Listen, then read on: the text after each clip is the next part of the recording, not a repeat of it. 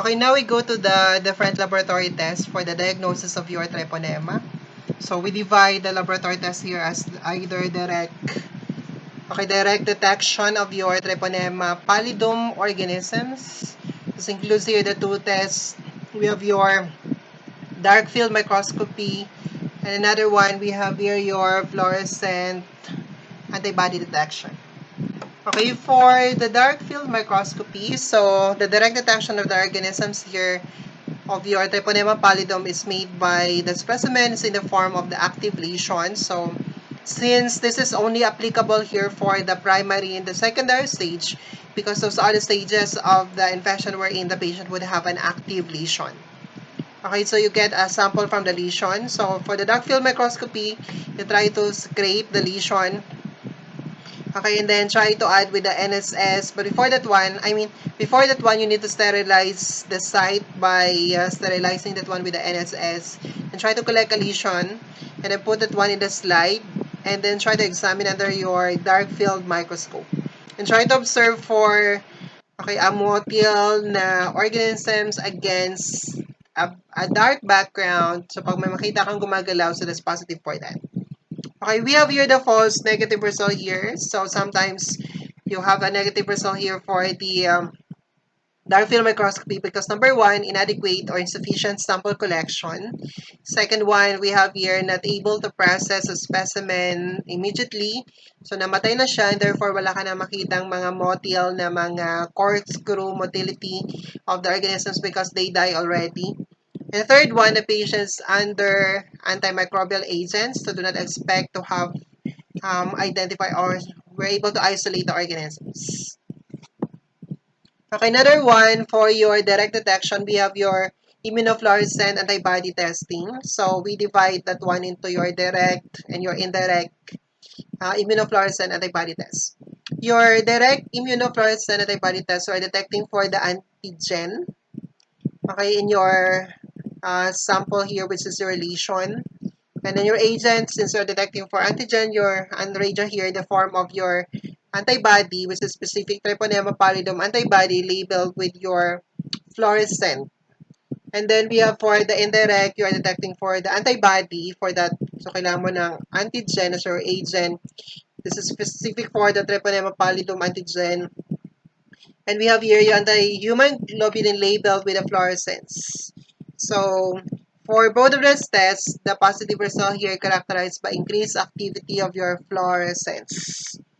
Advantage nito, compared with your dark field microscopy, you are not detecting here or you are not dealing with an active na organisms because this one is you're detecting for antibody rather than the actual na gumagalaw na organisms. Okay, now we go to the serological test for diagnose your syphilis infection. So we divide that one into your non-treponemal antibody tests, and we have also your treponemal antibody test. Okay, the non-treponemal antibody tests are detecting for the reagent, and the reagent is actually this one is non-specific na test because some other diseases would also try to produce here the reagent. Okay, so your agent for that is in the form the cardiolipin, which is your antigen. Treponema antibody test, on the other hand, you are detecting specific antibody for your treponema pallidum. And therefore, your antigen for that is your treponema pallidum antigen.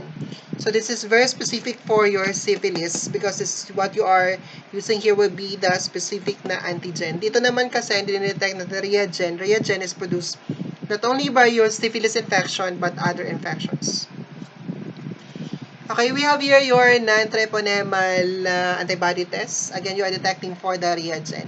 Okay, the reagent here refers to your antibody, which is your non-treponemal antibody that's being produced once the patient here has been destroyed or the tissues of the infected patient has been destroyed here by the syphilis infection. So this reagent is in the form antibody that may be in the form of your IgM or IgG antibody. It is not the same IgE na reagent natin.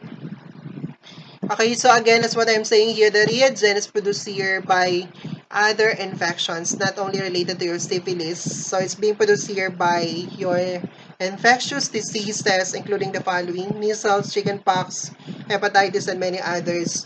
This reagent is also being produced here by autoimmune or other or non-infectious diseases like this one, autoimmune disorders, pregnancy, old age. So this means here that again, this non-treponema antibody test here is non-specific for your syphilis. So I mean to say, pag na-positive ka dito, it might be because of your syphilis, it might be because also of these other conditions. Okay, so basically we have here your non-treponemal test or detecting for the reagent as your antibody, but then again, this one is specific for your syphilis. Your reagent for that is in the form of cardiolipin. Cardiolipin is a lipid extract primarily made up of the following components. So cardiolipin is main reacting substance.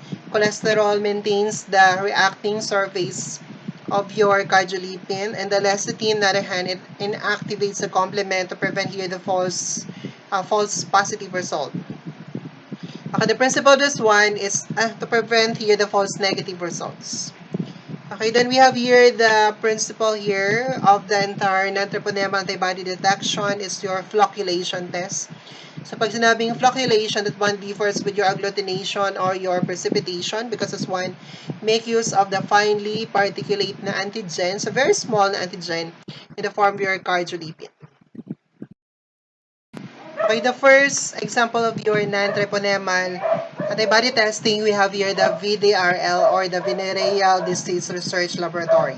So we have here the component, specific component. We have here 0.03% cardiolipin, 0.9% cholesterol, 0.21% lecithin as your cardiolipin reagent. Okay, so procedure for this one, first you need to freshly prepare your antigen reagent by diluting that one with the use of your NSS. Then for the serum sample here of the patient, you need to inactivate that one, to inactivate the complement by heating it at 56 degrees Celsius for 30 minutes. So 1 drop of your freshly prepared reagent is equivalent to your 1 over 60 ml. Then 0.05 ml of your inactivated serum, you put that one in your ceramic slide, agglutination slide. Then try to rotate. You can have your mechanical rotator at 180 RPM, revolution per minute for 4 minutes. Then for your interpretation, you read the result microscopically. Microscopically kasi very small ang ating cardiolipin na reagent. Okay, for the grading, we consider it as positive if we will have here the presence of moderate to large clamps. Again, this is being seen under the microscope. And non-reactive is walang clamps, and the weakly reactive is small clamps. So notice here for the grading, so we are using the terms reactive versus reactive.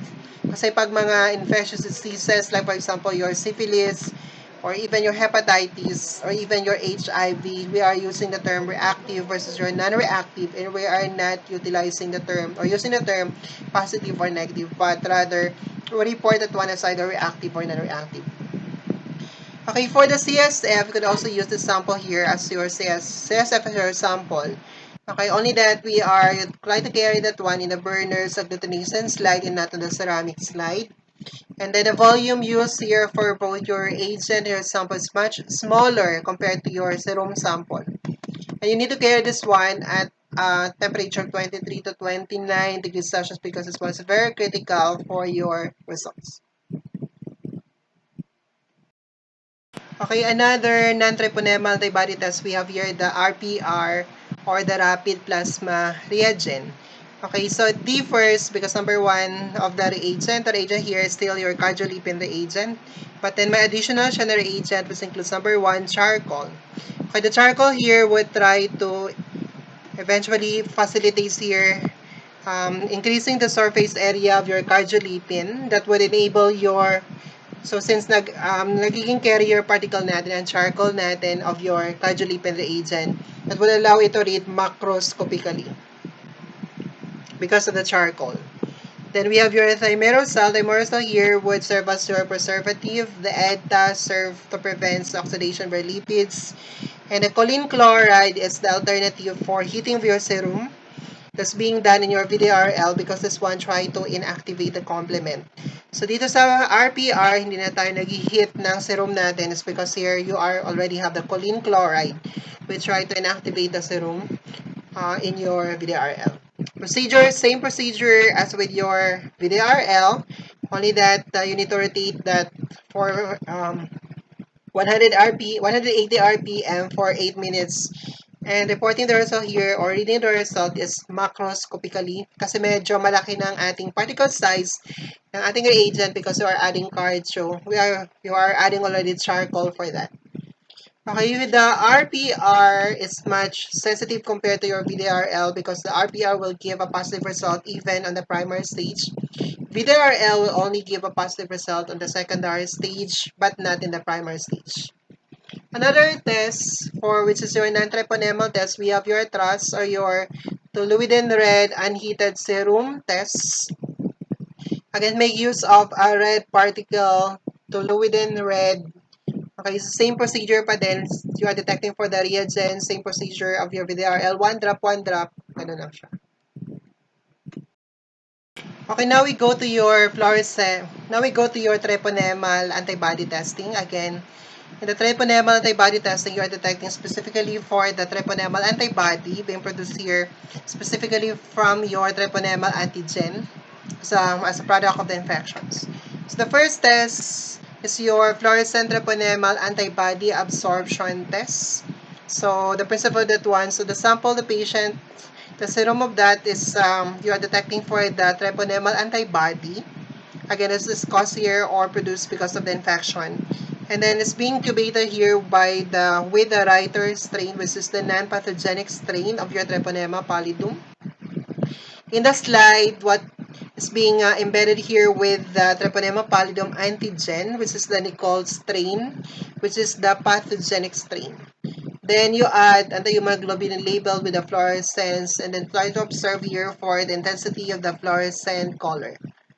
Okay, we have the procedures. So after you have your slide, you add your sample and that you need to incubate that one in a moist chamber for 30 minutes. Then wash with the ionized water. Then try to rinse here with your phosphate buffer solution for 5 minutes. Air dry, then you add here your anti-hemoglobin labeled with your fluorescence. And then try to read here under your fluorescent microscope. Okay, for the grading, so you try to grade that one according to the intensity of the green color. And then for the interpretation, we consider that one as positive if the grading here is 2 plus, 3 plus, or 4 plus. Pag ang kanyang grading is only 1 plus, we consider that one as weakly reactive. And we advise the patient to repeat the sample after 1 week. Pag walang green fluorescence, then that's we consider that one as the non-reactive.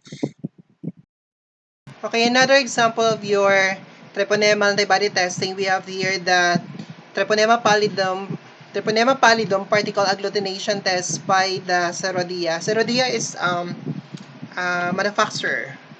Okay, so they try to use this test, try to use here colored gelatin particles coated in a microtiter plate. So you have your serum, you're detecting for the antibody. Again, the reagent is a colored gelatin particles coated in your microtiter plate. So, nasa microtiter plate natin ang ating reagent. All you need to do is just drop here your serum sample on that. And then try to incubate. Then after that one, try to read the result here. Reactive pag, if you try to look here, okay, below that one, makikita mo, you try to produce here parang smooth matte. So, entire surface here being colored. So, parang ganun siya. So, makikita mo lahat na smooth ito lahat.